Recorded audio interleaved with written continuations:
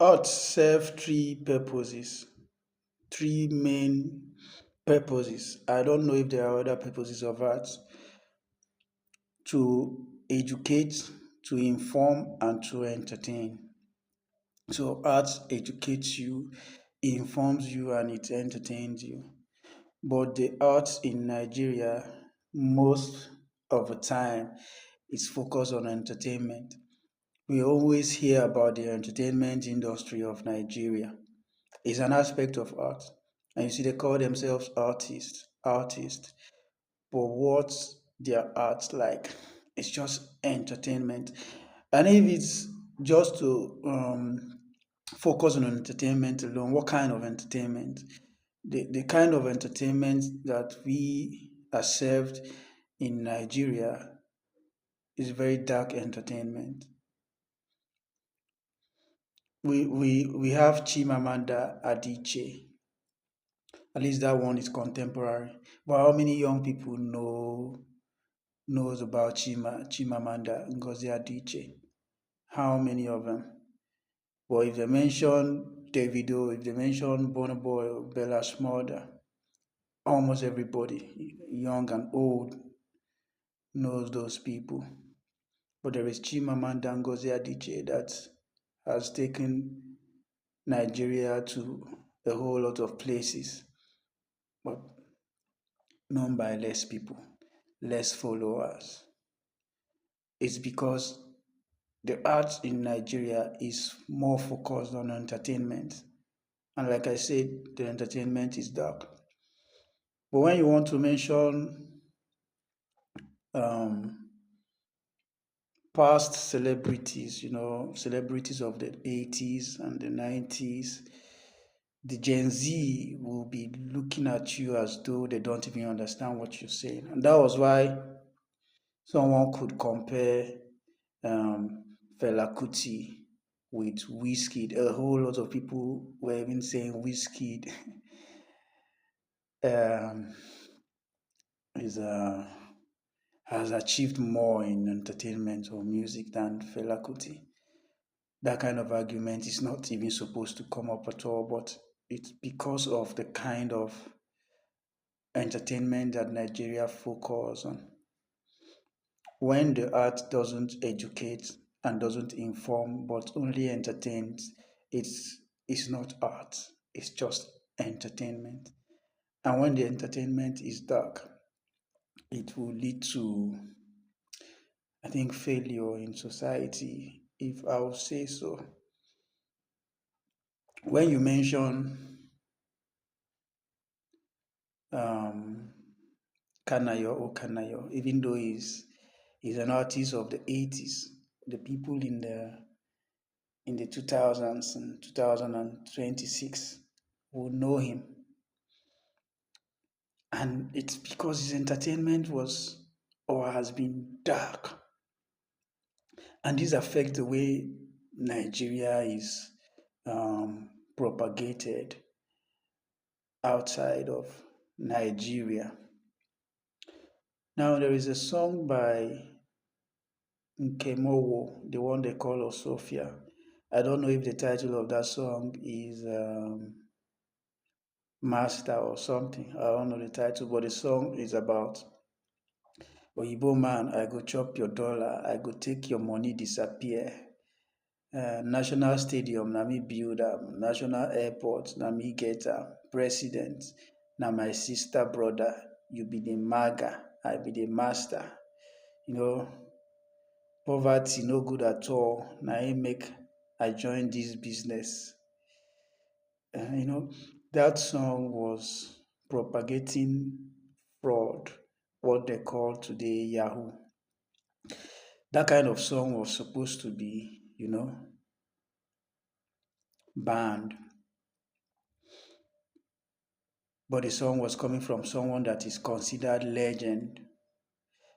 Last year, I saw a video where he attended maybe a party or a live concert, and he climbed on the stage, took mic to perform that song, and you could see how everybody in the hall stood up and started vibing along with him, and they were calling him legend, celebrating a song that was promoting or that promotes fraud.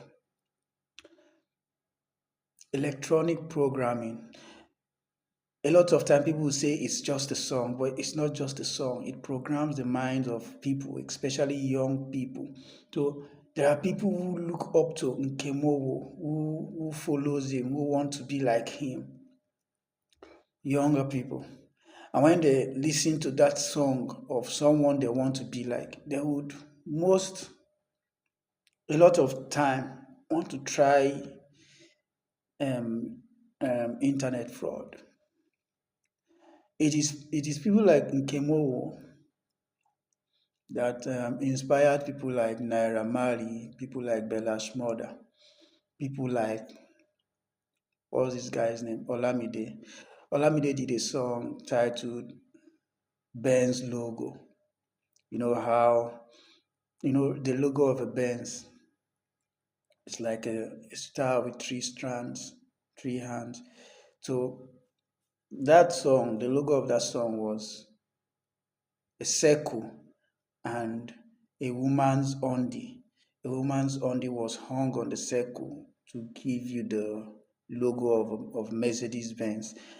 And that song was promoting the one they call Yahoo Plus. There was a time it trended that young people would take the undies of young girls they slept with and then use those undies to make to become to do some diabolic or fetish things to become successful in the internet fraud business.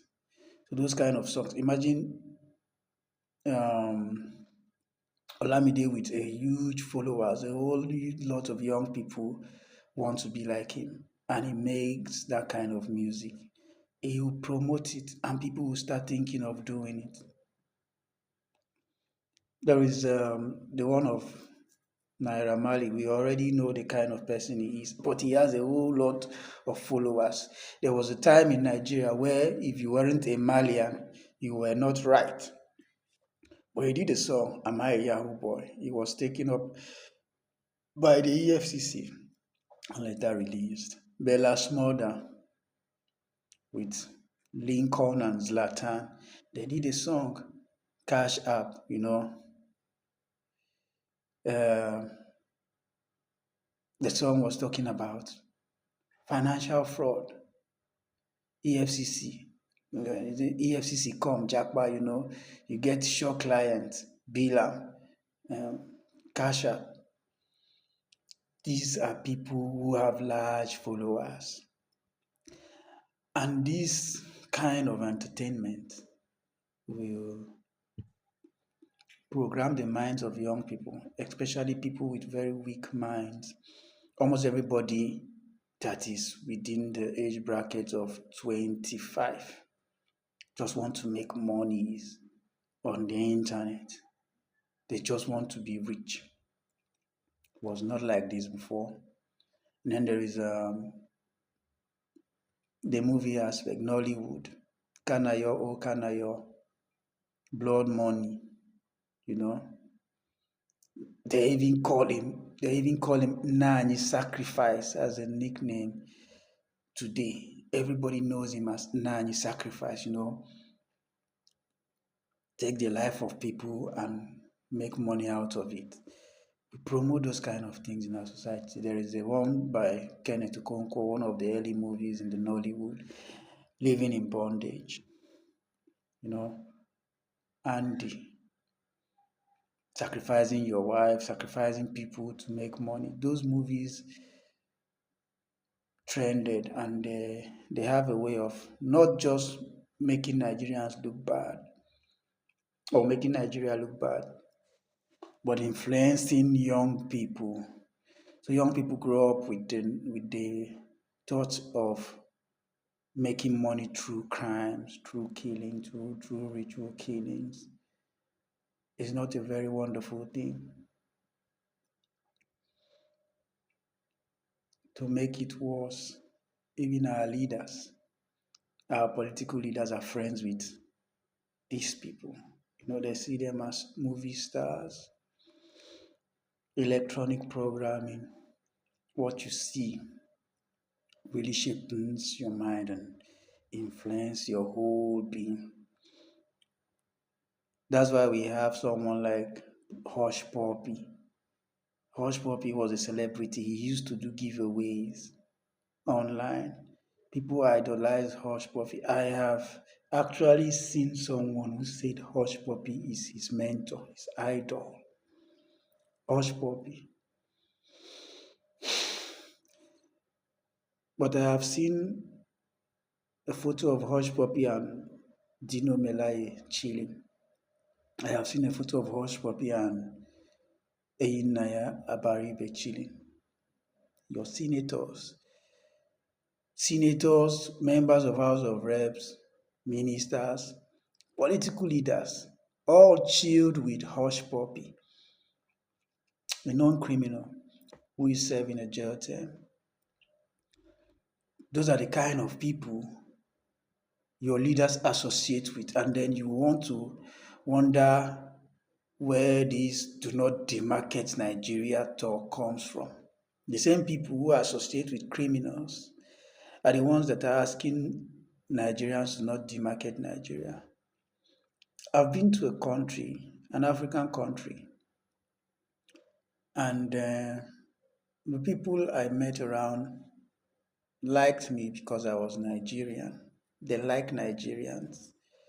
They've seen our movies. They wish to get married to Nigerians because the ladies, because in our movies, they see how the man will get down from the car, open for the woman to come out or open for the woman to go in, or as they are about driving in cases where there are no gatemen, the man will go down, open the gate, come back again, enter the vehicle, stuff like that. So they think the Nigerian man knows how to take care of women. But then they paused because they would also think, if I marry this man and follows him to Nigeria, he will use me for rituals. They like to be married to Nigerian men, but they are scared of getting married to Nigerian men because Nigerian men always do ritual. Is that true? Are there facts that Nigerian men use their wives for ritual? But they saw all those in the movies. Even in Nigeria, I have met women, girls, who don't want to get married to Igbo men. And their excuse, genuinely, is that the Igbo men will use them for blood money or for rituals.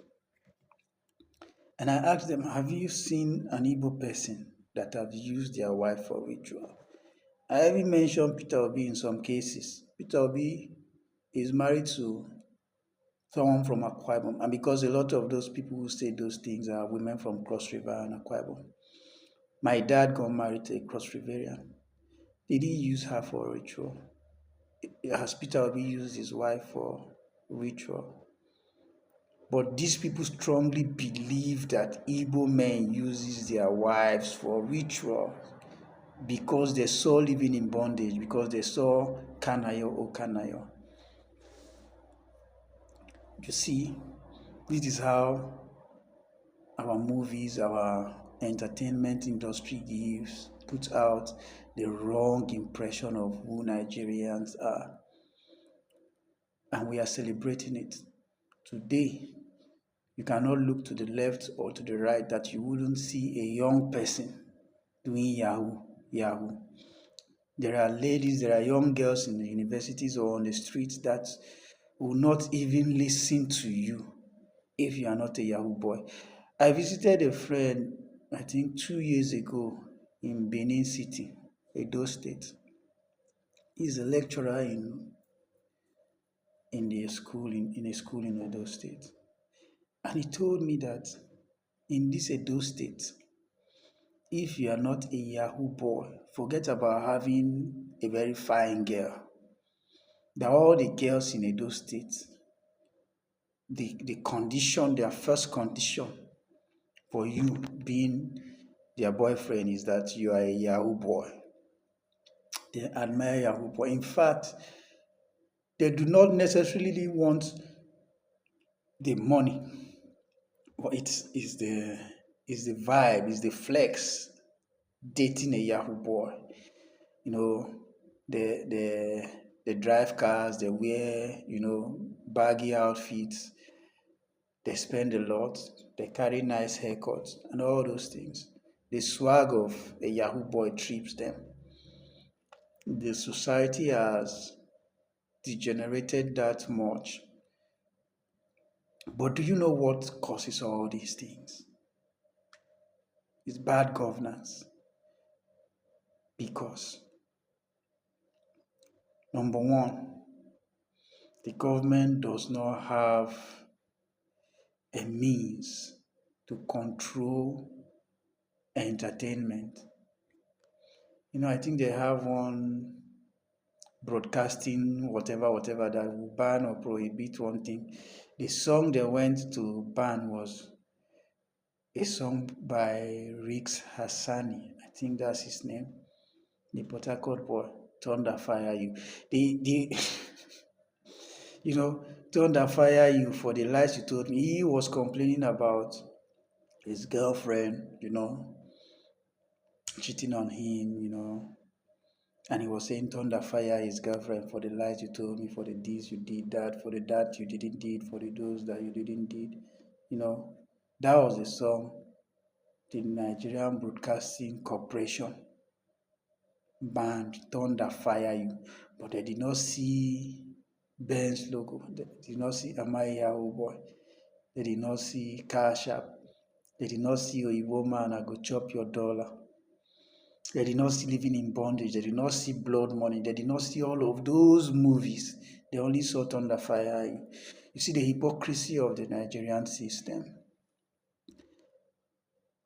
And then poverty is another reason, is a very one of the biggest reasons. And the poverty in Nigeria is deliberate. They deliberately keep you poor so that you can be easily controlled, you can be easily used. When society is that poor, people will do anything to survive.